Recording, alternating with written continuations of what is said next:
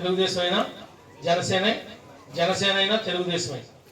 ముందు ఏదో స్థానికుడు కాడు, ఎక్కడి నుంచో వచ్చాడు, ఎక్కడి నుంచి వస్తే ఏంటి, మన ఆంధ్రప్రదేశ్ కదా, మన మధ్యలో ఒక మనిషే కదా, ఎవరు అందరం లోపలగా ఉన్నాడు ఇక్కడ పోటీ చేయాలని రూల్ ఉందా?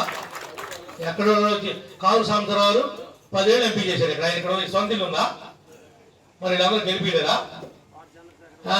సినిమా కృష్ణ గెలిపిలేదా? ఈ ఏలూరుకి బయట నుంచి వచ్చి పోటీ చేయడం అలవాటే. కొన్ని అవతలడే ఏమన్నా ఇక్కడ లోపలడా ఆవిడ బయటడేగా తెలుగురా ఏమన్నా? మీరు అవన్నీ ఏం మనసులో పెట్టుకోవద్దు.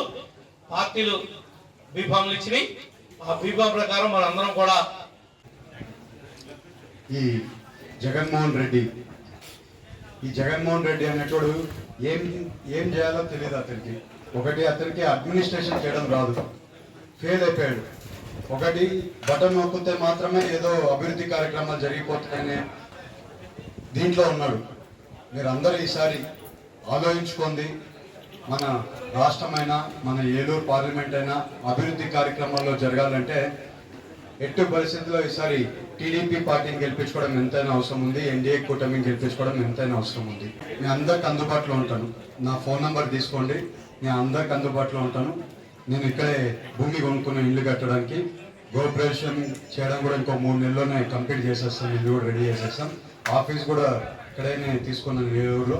మీ అందరికి అందుబాటులో ఉంటానని చెప్తున్నాను. మీ అందరు కూడా ఎప్పుడైనా మీ సమస్య ఉందంటే మీరు ఎప్పుడైనా నాకు ఫోన్ చేసి రావచ్చు. పదవుల గురించి తర్వాత సార్, ముందు ఈ దుర్మార్గుడు, ఈ పరిపాలన చేత కానీ అసమర్థ ముఖ్యమంత్రి జగన్మోహన్ రెడ్డిని ఇంటికి పంపే కార్యక్రమంలో మనంతా కూడా ముందు దీని మీద జాగ్రత్త వహిద్దాం. కల్పించగలుగుతాం, సంపదను ఏ రకంగా సృష్టించగలుగుతాం అనే ఆలోచన కొంతమందికి ఉంటుంది. అట్లాంటి వ్యక్తిని మనకి ఈ రోజున ఏలూరు పార్లమెంట్కి మహేష్ యాదవ్ గారిని ఇవ్వటం అనేది చాలా సంతోషం. ఎందుకంటే చాలా మీటింగ్లో ఎందుకంటే 1 గంట అరగంట 10 నిమిషాలు వేస్ట్ చేసినా కానీ చాలా ఇబ్బంది. ఎందుకంటే ఉన్నది ఇంక 24 రోజులు టైం ఉంది.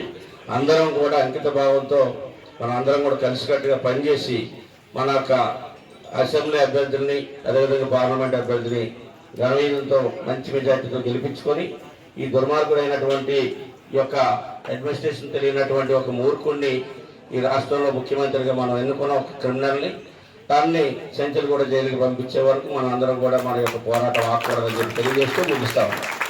వాడిని పంపడానికని ప్రత్యేకంగా నేను రాజకీయాల్లోకి వచ్చాను.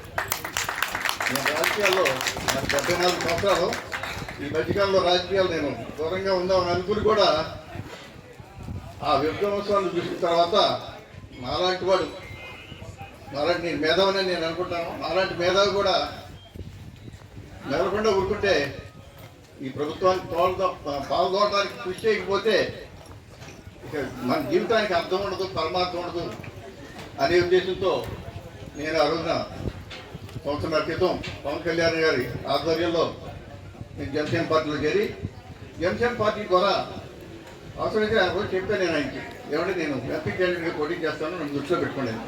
అయితే పొత్తులో భాగంగా ఒక సైకో అంటే ఎదుటివాడు బాధపడుతుందని చూసి ఆనందించే తత్వం అనమాట, శాడిస్ట్. అంటే చిన్నపిల్లల్ని మనం గిచ్చి, కొంతమంది ఏం చేస్తారంటే చిన్నపిల్లలు ఉన్నారనుకోండి, అన్ని గిచ్చి ఆడు ఏడుస్తుంటే ఆనందిస్తారు. అటువంటి మనస్తత్వం, అటువంటి సహించమైన మనస్తత్వం, అటువంటి మనస్తత్వాన్ని ఒకసారి మనం ఎన్నుకుంటే మన భావితరాల వాళ్ళకి మనం సమాధానం చెప్పలేని పరిస్థితి. ఈ మధ్యకాలంలో చాలామంది మన పిల్లలు, మీలో చాలామంది పిల్లలందరూ కూడా అమెరికాలో, ఇంగ్లాండ్ వెళ్తున్నారు. మనం కూడా ఆలోచపడి వెళ్ళాల్సింది. అటువంటి పరిస్థితి ఈ ఆంధ్ర రాష్ట్రంలో ఉండే పరిస్థితి కాదు.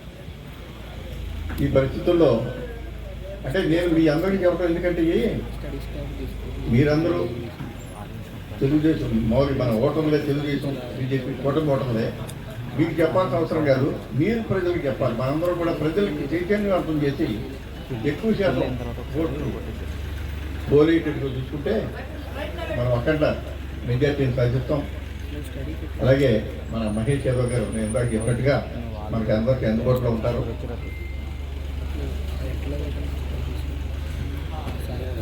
మేము కూడా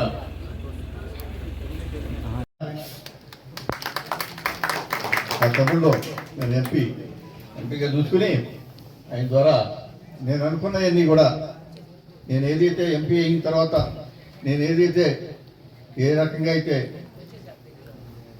ఈ దేశానికి ఈ ప్రాంతానికి సేవ చేద్దాం అనుకున్నానో అటువంటి సేవలన్నీ కూడా ఆయనకి కరెక్ట్ నేను వచ్చాను మా చింతమనేని ప్రభాకర్ గారు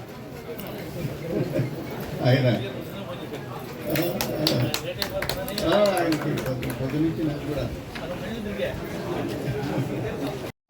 ఇది శాశ్వతంగా ఇక్కడ ఉంటారు. విషయం ఏంటంటే మనం గుర్తించాల్సింది ఈయనకి మనకి అందుబాటులో ఉంటారు. ఈయన ఎక్కడో కడప, ఈయన మనకి ఎక్కడ ఉంటాడే అనుకోవాలి, ప్రజలు అనుకుంటారు. ఆవిడకి చెప్పాల్సిన అవసరం ఉంది మనందరం కూడా. ఈయన అందుబాటులో ఉంటారు మనందరికీ. మన ఎమ్మెల్యేలు అందుబాటులో ఉంటారు. ఎమ్మెల్యేలు పిలిచినా కానీ ఈయన కూడా మనకి ఎప్పుడు అందుబాటులో ఉంటారు. ప్రజల మనిషి, ప్రజా సమస్యల పట్ల. ఇకపోతే ఈ రోజున మనం ఉందా చెప్పినట్టుగా అందరూ ఇప్పుడు మా కొత్తూరు గ్రామం నాదే, నేను ఈ గ్రామస్తుండే. మా గ్రామంలో కూడా చాలామంది మొహమాటానికి వైఎస్ఆర్సీపీ వాళ్ళు ఉన్నారు. మా వాళ్ళంతా సమస్య లేని ఇల్లు ఉండదు, పరిష్కారం లేని సమస్య ఉండదు. బంధాలు గొప్పవి, బాధలు చిన్నవి. మీ సమస్యని మేము పరిష్కరిస్తాం. రండి, మాట్లాడుకుందాం.